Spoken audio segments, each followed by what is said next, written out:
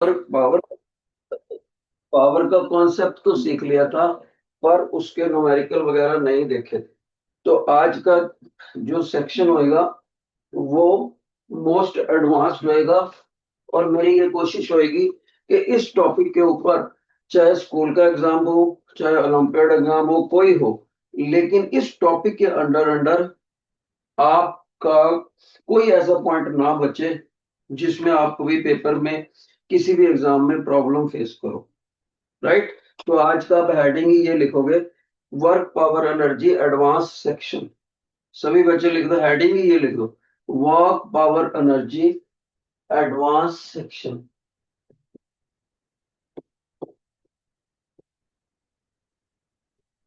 Advanced section.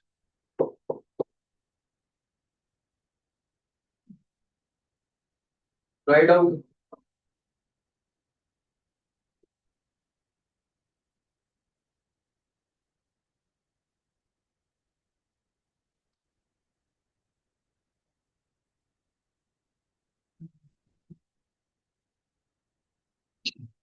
देखो बेटे, मैं आपको बोर्ड के ऊपर एक सिचुएशन समझाता हूं, और आप मेरे से उसका मेथड शेयर करोगे कि क्या कोई क्लास में ऐसा बच्चा है जो इस क्वेश्चन को कर सके। ठीक है, देखो ध्यान से।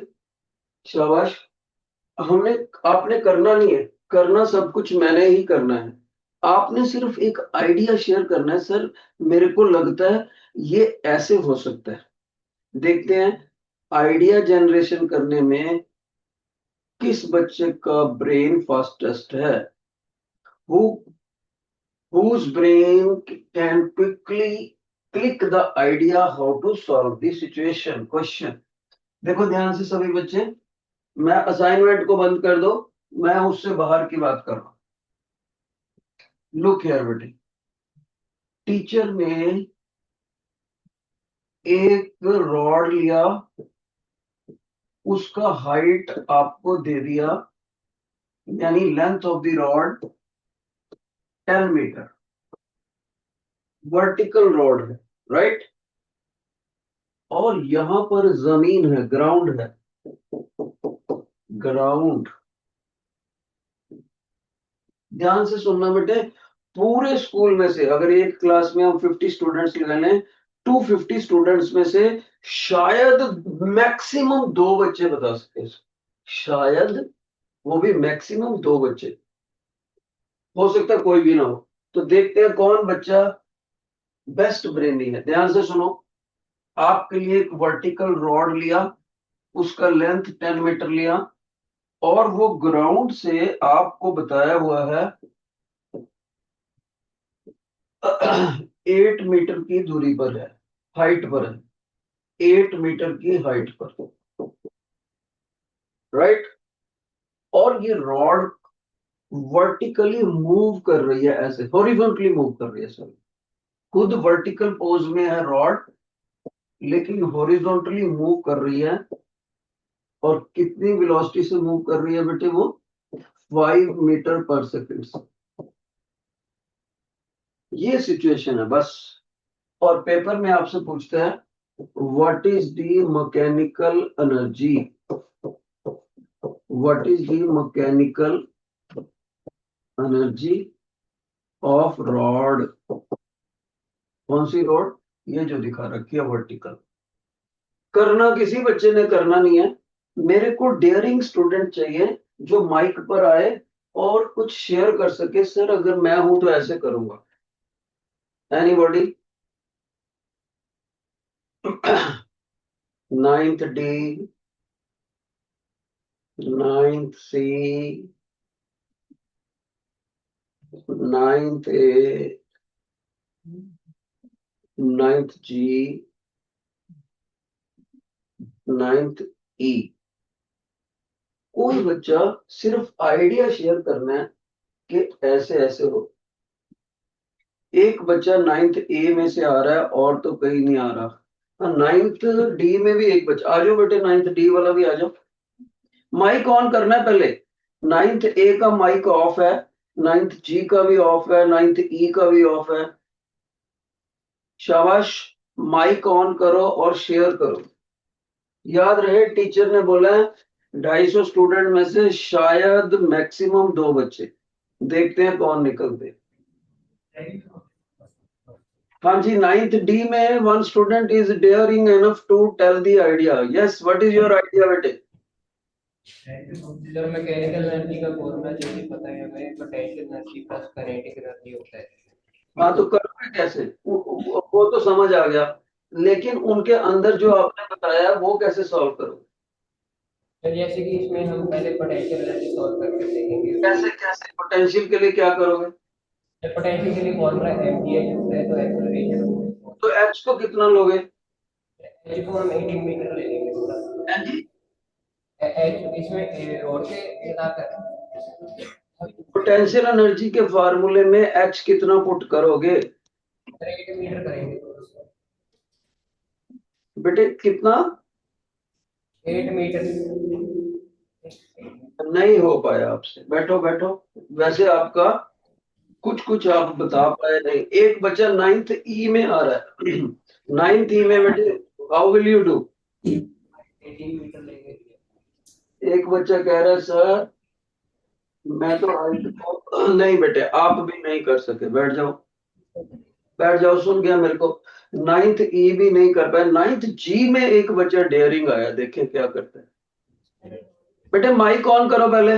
9th, अब बताओ। Sir, since mechanical energy is equal to kinetic energy plus potential energy, first we will solve the potential energy by taking gravity as 10, height as 13 meter. Height कितना लोगे? 13 मीटर। और काइनेटिक एनर्जी कैसे solve करोगे?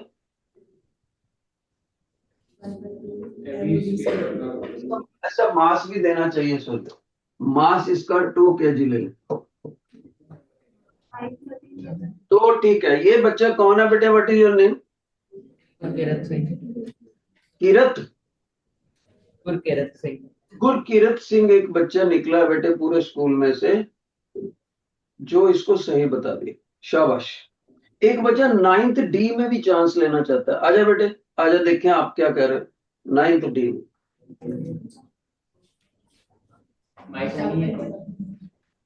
9th D में क्या कहोगे?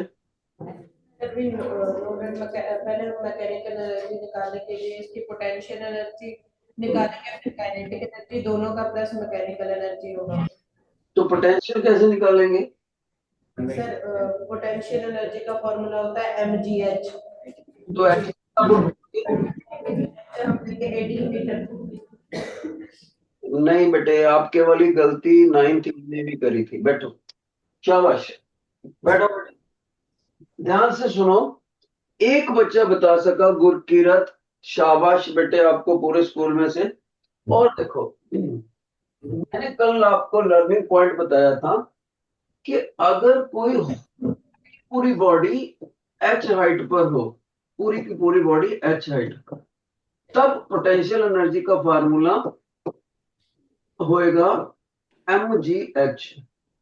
लेकिन अगर यही बॉडी जमीन के ऊपर इस पोजीशन में खड़ी हो जाए h, तब आपने सेंटर ऑफ ग्रेविटी की हाइट लेनी होती है मिड पॉइंट की। तो वो वाला एच डैश जो होएगा ना, वो मेन हाइट का हाफ होता है। तो पोटेंशियल एनर्जी mgh डैश आएगी इस केस में। हमारे पे उसने स्मार्टनेस करी, उस रॉड को वर्टिकल लिया और उठा दिया, जमीन से टच नहीं करा। तो समझदार बच्चा पता क्या करेगा? समझदार बच्चा कहेगा सर फिर वर्टिकल है ना, तो इसका मिड पॉइंट ले लो, ये हाइट लेनी पड़ेगी। आपके स्कूल ने सिर्फ एक ही बच्चे ने बताया सर एच डैश निकालने के लिए रॉड की हाइट का हाफ लेना पड़ेगा L/2 और वैल्यू 10 दे रखी है, तो L/2 कितना हो गया? 5 मीटर हो गया नेचुरली, तो में दे रखा है। तो एच डैश कितना हो गया? L/2 प्लस एच, यानी उस बच्चे ने बताया 5 प्लस 8। उसने बोला सर आप एच डैश को 13 मीटर पुट करोगे, 13 मीटर। फिर mgh डैश।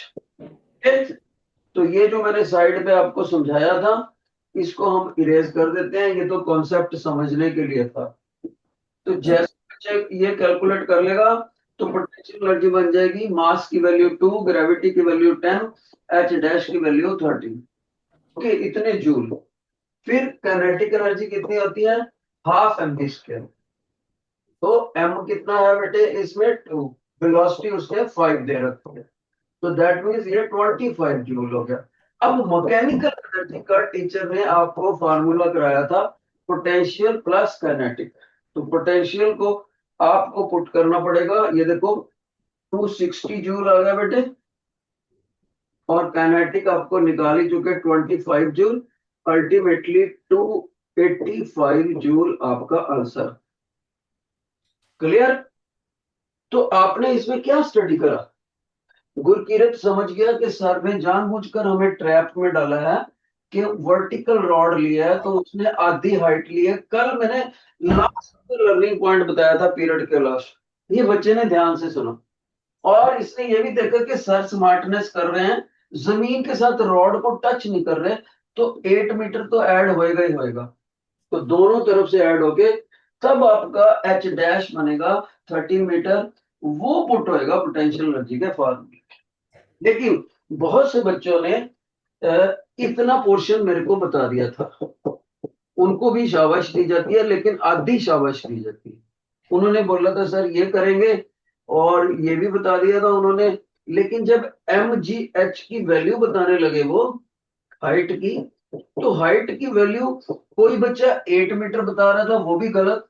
कोई बच्चा 13 मीटर बता रहा था, वो पूरी एल को ऐड कर रहा था 10 प्लस 8, वो भी गलत। ना तो 13 नहीं, सॉरी 15, 10, 18 सॉरी, 8 प्लस 10 ऐड कर रहे थे वो, 18 भी गलत है, 8 भी गलत है, लेकिन 13 करेक्ट है। उम्मीद करता हूं आपको ये टिपिकल क्वेश्चन समझ आया।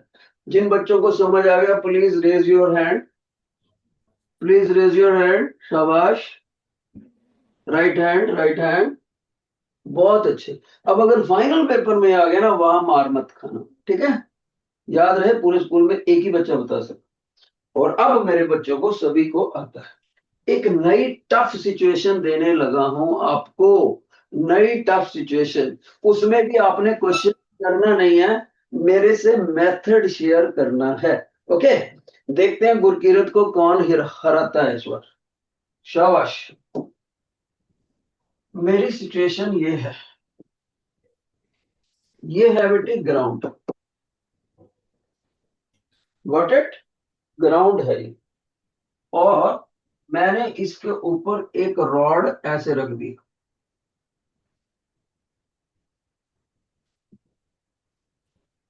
टिल्टेड पोज में, और मैंने आपको बता दिया कि ये रॉड जमीन के साथ थीटा एंगल बनाती है 60 डिग्री, राइट? मैंने आपको बता दिया इस रॉड की लंबाई है 20 मीटर, ये उसकी लेंथ है।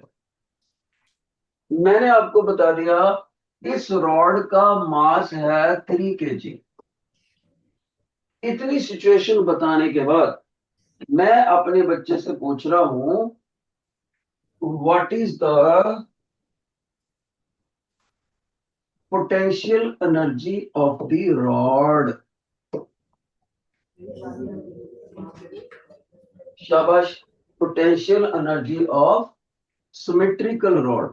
सिमेट्रिकल रॉड का मतलब होता है जो बराबर की मोटी हो, एक ही मटेरियल की बनी हो, सिमेट्रिकल रॉड। शाबाश। देखते हैं कौन बच्चा गुरकीरत को हराता है, और गुरकीरत खुद भी बता पाता है कि नहीं बता पाता है। एक बच्चा 9th डी में, somebody was raising the hand in 9th D, please come on the mic। 9th D में एक बच्चा हौसला कर तो रहा था बेटे, अब 9th डी में कोई नहीं, अब 9th जी में नहीं है, 9th सी में नो वन, नाइन्थ ए में नो वन, नाइन्थ ई में भी नो वन। यानी कि टीचर ने आपको ट्रैप में लेने की कोशिश करी। उसने ना तो रॉड को हॉरिजॉन्टल रखा, ना ही रॉड को वर्टिकल रखा, बल्कि उसने इंक्लाइंड रॉड ले ली। तो इंक्लाइंड रॉड के चक्कर में कोई भी बच्चा नहीं कर सकता इसको। ठीक है। हाँ, एक बच्चा आ रहा है, एक बच्चा आ रहा है, नाइन्थ जी में गुरकीरत आ रहा है, देखें क्या बोलता है। Yes First, sir, first we will take the sine of angle 60 to find height. Then we will put it in the formula of potential energy, which will be mgh. बेटे, आपका आधा रास्ता सही है, लेकिन आधा रास्ता सही बोला आपने, लेकिन मैं आपको सही नहीं कहूंगा इस बार। बैठो। But you are on the right track. Track तो आपका सही था, लेकिन इस बार आप भी मंजिल तक नहीं पहुंच सके। तो सभी बच्चे देखो, और कोई बच्चा गुरकीरत का तो नहीं, ज्यादा सही नहीं हो सका। और कोई बच्चा जो गुरकीरत को डिफीट कर सके पूरे स्कूल में?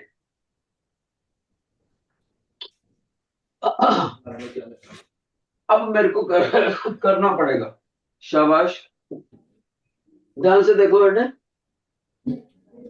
मेरे पास ये रॉड है, राइट? और मैं क्या करूंगा, योर अटेंशन, मैं क्या करूंगा, ये बच्चा वापस आया, कोई नाइन्थ चीनी से नहीं चला गया वापस, और मैं क्या करूंगा, यहां तक हाइट कैलकुलेट करूंगा। जानते हो कैसे कैलकुलेट करूंगा? योर अटेंशन, सबसे पहले मैं इस राइट एंगल ट्रायंगल को इधर बना लूंगा। This one is L, this one is H. 16.1700 नहीं बेटा, मैं एक बार गलत कर दिया तो है ही गलत वो।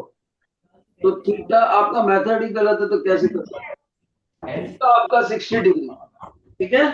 तो ये राइट एंगल ट्रायंगल आ गया।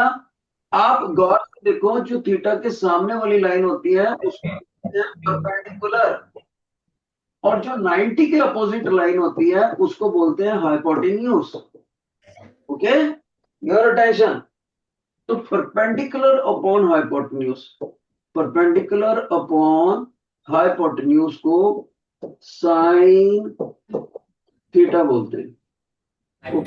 एक और भी बता दूंगा, वो होता है ये, जो दोनों एंगलों से टच करे ना लाइन, उसको बोलते हैं बेस।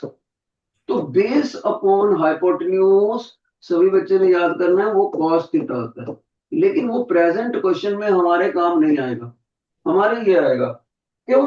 क्योंकि बेस तो मेरे पास है ही नहीं, दिया ही नहीं वैल्यू। बेस उसका फायदा कैसे ले सकता हूँ? मैं हाइपोटेन्यूज का फायदा लूंगा।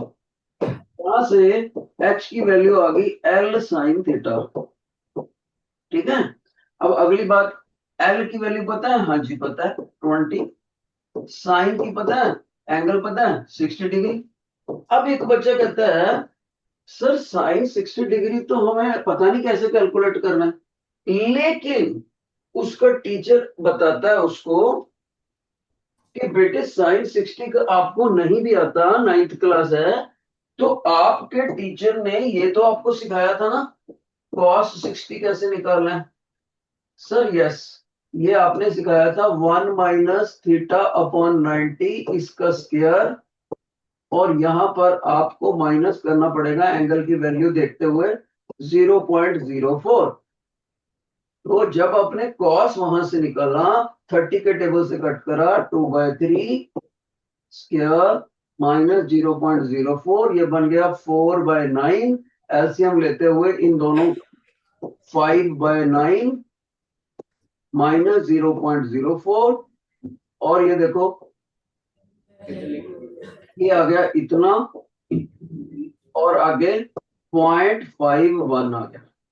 ठीक है। लेकिन क्या आया, ये कॉस है, कॉस। हमें कौन सा चाहिए? साइन। कॉस से कभी भी साइन में आना हो तो cos square theta plus sine square theta equal to 1 होते हैं। ये हमेशा हमेशा के लिए याद रखो, आने वाली 10 क्लासों में ये आपने फार्मूला यूज करना है। अब जो बच्चा पीएचडी तक जाएगा उसको भी यूज करना पड़ेगा। तो इसका मतलब है जब मैं कॉस को यहां पुट करूंगा वो भी स्क्वायर के साथ, 0.51 का square is plus sine square theta is equal to 1। तो फिर इसको उधर ले जाओ, 1 माइनस 0.51 का स्क्वायर साइन थीटा आएगा। लेकिन मेरे को साइन थीटा का स्क्वायर नहीं चाहिए, मेरे को तो अकेला साइन थीटा चाहिए। तो under root on both sides. इस तरह से मेरे पास साइन 60 डिग्री आ गया, क्योंकि एंगल तो हमारा 60 डिग्री ही चल रहा है। तो मैं क्या लिखूंगा यहाँ पर, 20 इंटू 1 माइनस 0.51 का स्क्वायर। तो यहां से सॉल्व करके एच आ गया। अब गुरबीर ने क्या गलती करी थी, वो बच्चा जो ब्राइट वाला बच्चा, वो कहता है कि सर मैं ऐसे साइन निकाल लूंगा। उसने मेरे को यहां तक बताया था बच्चे, आगे वो नहीं बता सका कि सर साइन कैसे कैलकुलेट करूंगा। तो मैंने वो बता दिया। उसके बाद भी उसकी मिस्टेक क्या थी, वो कहता है सर पोटेंशियल एनर्जी के लिए मैं mgh पुट कर दूंगा ऐसे। तो ये गलत हो जाएगा बेटा। क्यों? क्योंकि जब रॉड एग्जैक्ट सेम हाइट पर होती तब तो हम लेते सारी की सारी रॉड, और सारी की सारी रॉड उस हाइट तक है ही नहीं। सारी की सारी रॉड थोड़ी वो एच हाइट तक है। तो जब सिमेट्रिकल रॉड हो और कुछ पोर्शन कम हाइट पर हो, कुछ ज्यादा पर, कुछ ज्यादा पर, कुछ ज्यादा पर, तो फिर मिड पॉइंट की हाइट लिया करते हैं। इसका मतलब एच डैश लेना पड़ेगा। Potential energy is mgh dash, और एच डैश कैपिटल वाले एच का हाफ है। तो एच डैश बिकमिंग कैपिटल वाले एच का हाफ। तो इसका मतलब है m की वैल्यू मैंने पुट कर दी 3 kg, ग्रेविटी को 10 पुट करा, और h की वैल्यू हमने ये व्हाइट कलर में निकाली है बेटे, 20 अंडर रूट 1 माइनस 0.51 का स्क्वायर, ऐसे करते हुए, और उसका हाफ करना है अभी h डैश, ये देखो तो 2 यहां। अब आप इसको सॉल्व करना तुम्हारा काम है। कैलकुलेशंस मैंने छोड़ दी, मेथड आपको समझा दिया। एक बार मैं बोर्ड से साइड पे हटता हूं, तो आप लोग चेक करके बताओ कि आपको समझ आया कि नहीं। जब चेक करना हो कि आपको समझ आया कि नहीं, तो ऐसे करते हैं। सबसे पहले इस कॉलम को देखो जो ब्राउन कलर के अंदर अंदर आ रहा है। ब्राउन कलर की बाउंड्री में जो भी आ रहा है, गौर से देखो क्या आपको समझ आया कि नहीं, नंबर 1। दूसरे नंबर पे आप ये देखो कि जो आपको टीचर येलो कलर की बाउंड्री में लिख रहे हैं, क्या वो समझ आया कि नहीं, येलो कलर की बात। और येलो कलर के साथ साथ आपको ये भी सीखना पड़ेगा, एक बाउंड्री येलो वाले टीचर ने इधर भी बना दी। तीसरा, फिर तो बाद में कैलकुलेशन ही है। फोर्थ पॉइंट जिसको फिर टीचर ने व्हाइट बाउंड्री में बंद कर, जो बच्चा इस तरह से टुकड़ों में चेक करेगा उसको पता लग जाएगा कि समझ आया कि। फिर से देख लो, 1 पोर्शन, 2 पोर्शन, 3 पोर्शन, 4। और जिनको ये समझ आ गया वो raise your hand, right hand. Yes, please give the feedback if you have understood. 2, 3 and 4. एक बच्चे ने बोला सर यहां तक ठीक है आपका सिचुएशन, ये समझाओ। तो इसको, इसके लिए उनका ट्रिग्नोमेट्री का ये ट्रायंगल यूज करना पड़ेगा। बेटे देखो, जितनी चीज मैं आपको इस वक्त पिंक बॉक्स में डाल रहा हूं ना, ये वाली, ये आपको अलग से बेस बनाना पड़ेगा। देखो जितनी चीज टीचर इस वक्त पिंक बॉक्स में डाल रहे हैं, ये सारी आपको याद होनी चाहिए। ये आपका बेस है, इतना कम से कम आना चाहिए। आप पहले नहीं आता था तो आपको याद करना पड़ेगा, ठीक है। इसको हम मेमोरी में डाल के मैं आपका और स्ट्रॉन्ग कर देता हूं बेस। देखो ध्यान से सुन लेना आप। अगर आपके पास राइट एंगल ट्रायंगल हो, if you have the right angle triangle, तो इनमें से 90 के बिना किसी एक एंगल को आपको मेंशन करना पड़ता है, चाहे इसको करो चाहे इसको। मान लीजिए मैंने इसको करा, सबसे पहले जो लाइन दोनों एंगलों से टच करती हो उसको बोलते हैं बेस, बेस बोलते हैं। Got it? जो लाइन 90 के अपोजिट हो उसको हाइपोटेन्यूज बोलते हैं। जो थीटा के बिल्कुल सामने वाली लाइन हो उसको बोलते हैं परपेंडिकुलर। पहले तो ये तीन चीजें याद रखें। दूसरी बात हमेशा याद रखनी है, हाइपोटेन्यूज का square is equal to base square plus perpendicular. Pythagoras theorem बोलते हैं इसको। तीसरी बात आपने याद रखनी है कि साइन, कॉस और टैन तीन ट्रिग्नोमेट्रिक रेशियोज होती हैं। उनको याद रखने का एक मेमोरी टूल आपको टीचर बता रहे हैं। कैसे बता रहे हैं, ध्यान से सुनो। इन तीन ट्रिग्नोमेट्रिक रेशियो में जरूरत पड़ने पर कोई भी कैलकुलेट कर सकते हो। कैसे, ध्यान से सुनो, ध्यान से सुनना। पंडित बद्री प्रसाद हर हर बोले। फिर से सुनो, पंडित बद्री प्रसाद हर हर बोले, बीच में डिवाइड कंडीशन। तो आप समझ गए होंगे कि in case you have to calculate sine theta, this is perpendicular upon hypotenuse, cos theta base upon hypotenuse, tan theta perpendicular upon base. और इन दोनों में, साइन और tan में ये रिलेशन होता है, sine square theta plus cos square theta is equal to 1। और एक बात और याद रखनी, tan थीटा में एक ये रिलेशन भी होता है, sine theta upon cos theta. तो ये जो टीचर ने आपको 6 फार्मूले लिख दिए, ये आपको एडवांस क्वेश्चन सॉल्व करने में मदद करेंगे।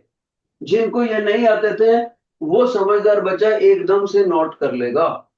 इसको बोलते हैं basics of trigonometry, basics of trigonometry. ये हमेशा, इसका ज्यादा डिटेल आपको नेक्स्ट ईयर आएगा, लेकिन अभी भी ये काम देकर नोट कर लो सभी बच्चे, जल्दी से नोट कर लो।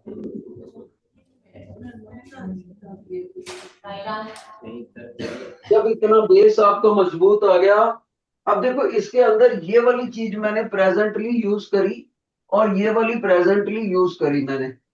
प्रेजेंटली का मतलब जो क्वेश्चन हमने अभी करा था उसको मैं आपको निकाल, ये नोट कर लिया बेटे आपने, ये नोट कर लिया या नहीं कर लिया? कोई भी बच्चा सुस्ती मत करना इसको नोट करने में। मैं इसका आपको बेसिक्स दिखाता हूँ, फिर से वही क्वेश्चन दिखाता हूँ। ये अब देखो इसको, तो टीचर ने देखो साइन थीटा यूज करा, यहां पर एच का मतलब हाइपोटेन्यूज नहीं है। थीटा के सामने वाली साइड लिखा जरूर उसको हाइट से हुआ है, पर थीटा के सामने वाला परपेंडिकुलर होता है और 90 के सामने वाला हाइपोटेन्यूज। देखो परपेंडिकुलर अपॉन हाइपोटेन्यूज आ गया, साइन थीटा मेरे को चाहिए यहां पर। Got it? इसी क्वेश्चन को एक और तरीके से भी हम कर सकते हैं, मैं वो भी बता देता हूं आपको, ठीक है? फिर से देखो, मैं इसके अंदर एक और मेथड लगा देता हूं, शायद आपको पहले से बेटर हो जाए। ध्यान से सुनना, ध्यान से सुनना सभी बच्चे। एक बच्चे ने मेरे से दोबारा पूछा था ये क्वेश्चन अभी अभी,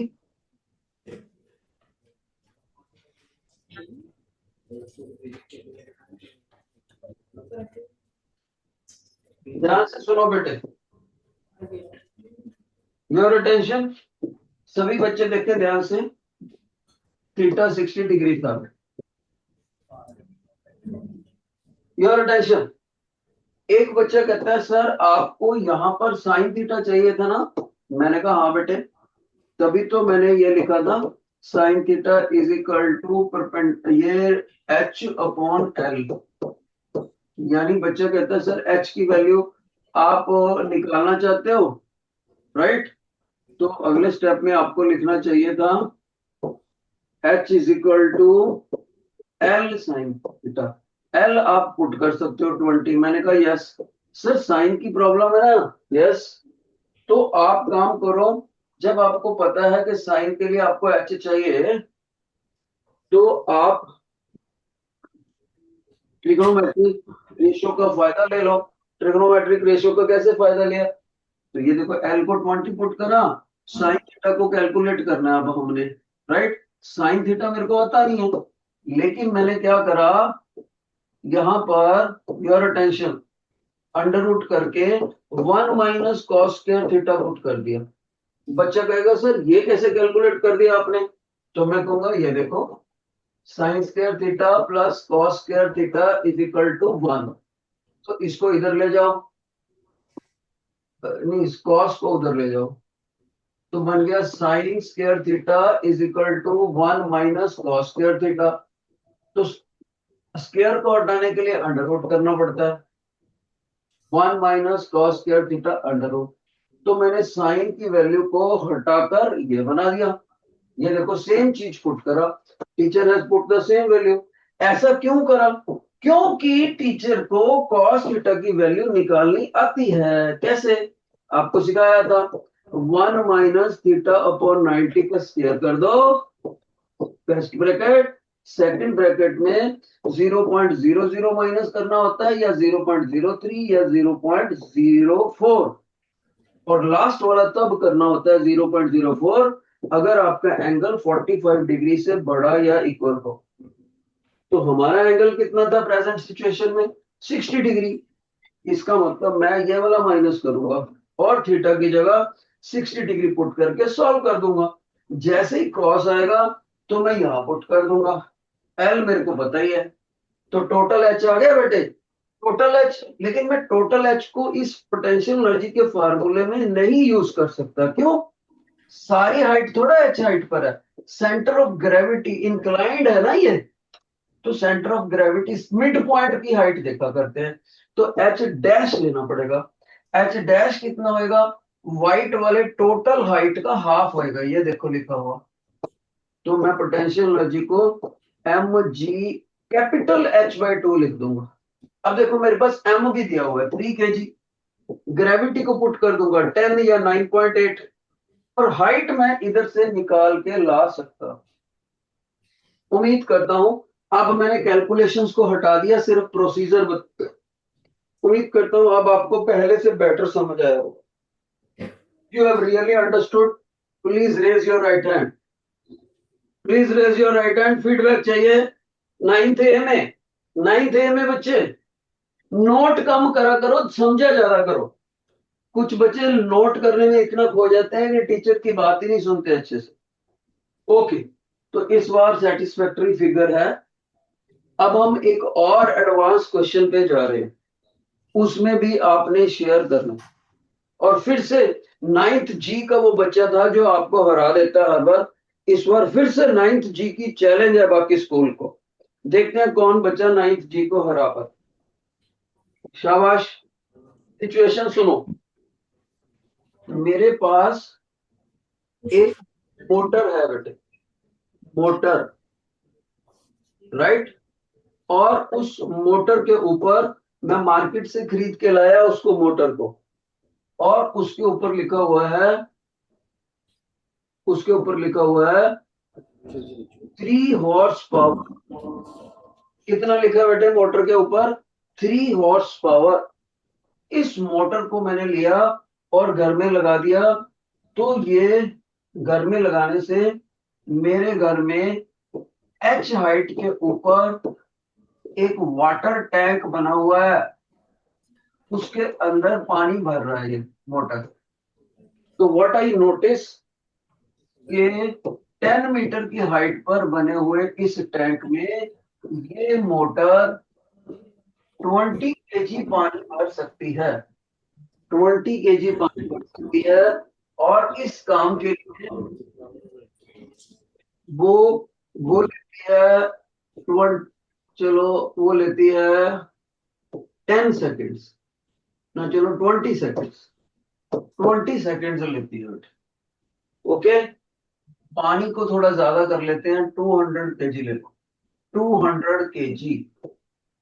ओके, अब ये आपको सिचुएशन दे रखी। अब वो आपसे पूछता है जो मार्केट से आप मोटर खरीद कर लाए हो उसका परसेंटेज एफिशिएंसी कितना है, परसेंटेज एफिशिएंसी कितने परसेंट है? कौन बच्चा इसको करेगा? कैसे करेगा? सारी क्लासों में एक बच्चा 9th जी में से आ गया फिर से। हाँ जी, Sir, first we will calculate the efficiency by dividing output power by input power. Input power is the power which is mentioned by the company, which is 3 horsepower. We will multiply 3 with 746 watt to find the input power. And output power can be defined by actual work done by time. And work done will be force into displacement is 10, and force will be 20 kg into 10 meters per second square, which is the value of gravity.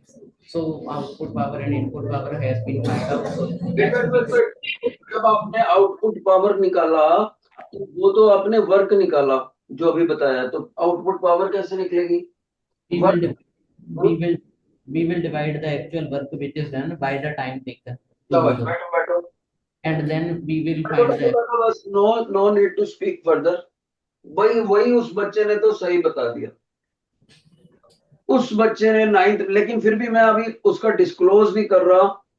कोई बच्चा और जो उसको टक्कर दे सके, शाबाश। 9th सी में से एक बच्चा जो सही बता देगा तो मैं इक्वल मानूंगा उसको। नहीं बता रहा। 9th जी में एक बच्चा और आया भाई, शेयरिंग। हाँ बेटे आप बताओ बताओ। 9th जी का चला गया शायद वो बच्चे। 9th ई में कोई बच्चा बताने की कोशिश कर रहा है, गुरकीरत का मुकाबला करने की कोशिश कर रहा है, लेकिन चला गया वापस। 9th ए में, ओहो 9th जी तो विनर बोलना पड़ेगा क्या? कोई एक बच्चा तो दो। Okay no problem.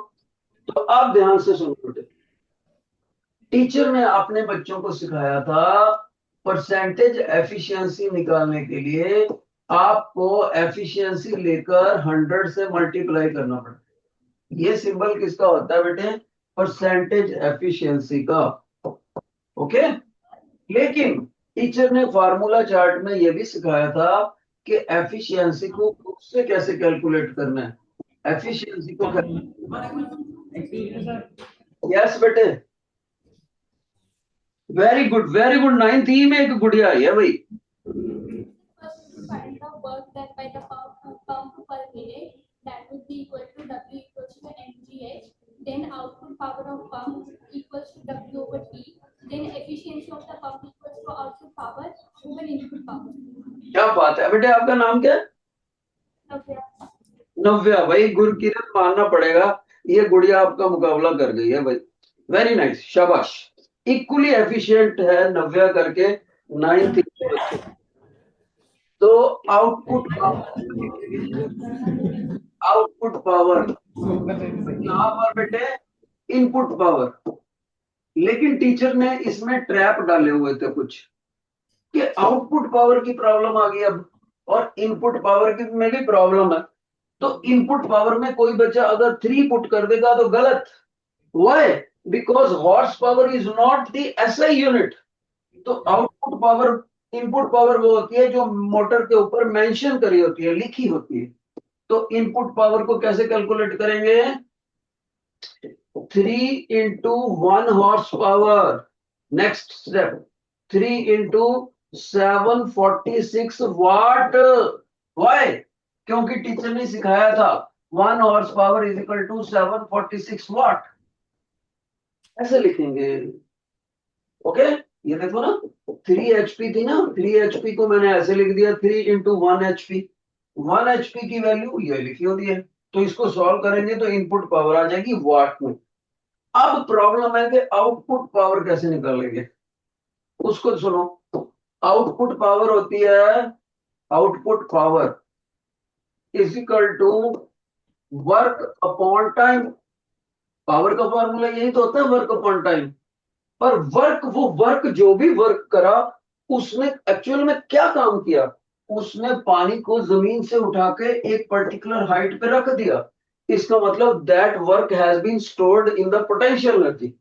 तो इसलिए वर्क के फार्मूले के लिए हम पोटेंशियल एनर्जी यूज कर लेंगे टाइम का टी। हम देखते हैं क्या हमारे पास मास है। हाँ जी है। मास को पुट करेंगे 200। क्या पास ग्रेविटी है? यस 10 पुट कर देंगे या 9.8 बेटर एक्यूरेसी के लिए। क्या हमारे पास हाइट है? बिल्कुल है 10 मीटर। क्या हमारे पास टाइम है? एसआई यूनिट में है। हाँ जी 20 सेकेंड एसआई यूनिट होता है 20 सेकेंड। तो यहां से सॉल्व करके बेटे हमारे पास आउटपुट पावर आ गई। ओके तो अगर हम इसको कट करके देखें ही तो आप सभी को पता लगेगा 1000 वाट आएगी। जबकि इनपुट पावर हमारी कुछ अलग ही है। जो मैन्युफैक्चरर है वो कितना क्लेम कर रहा है बेटे? वो तो इतने वाट कवर कर रहा है। तो हमें एफिशिएंसी निकालने के लिए निकालना पड़ेगा। तो 1000 को इससे डिवाइड करना पड़ेगा। 1000 डिवाइडेड बाय 2238। फिर जो भी इसका आंसर आ गया उसको 100 से मल्टीप्लाई करना पड़ेगा। तब हमारा परसेंटेज एफिशिएंसी जो भी आएगा वो आपका आंसर है। कितने बच्चों को ये समझ आया है वो टीचर को फीडबैक देंगे। Raise your right hand. शाबाश।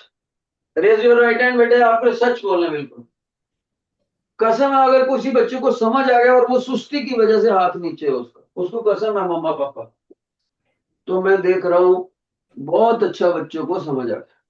और बताना चाहूंगा इस क्वेश्चन के अंदर आपके स्कूल में से 2 बच्चे फर्स्ट आए, गुरकीरत और साथ के साथ इक्वली एफिशिएंट बच्चा नव्या। तो आप लोग चैलेंज ले लो कि लड़कियों में नव्या को हराना है आने वाले एग्जाम में और बॉयज में गुरकीरत। जो बच्चा इन दोनों बच्चों को हरा के दिखाएगा 9th के फाइनल एग्जाम में वो मेरा फेवरेट है। और इन बच्चों को मेरी कोशिश है, एक सलाह है कि नहीं हारना। जितना मर्जी स्कूल के बच्चा जोर लगा ले आपने हारना नहीं। और बाकी स्कूल को चैलेंज है कि इनको जरूर हराना है फाइनल एग्जाम।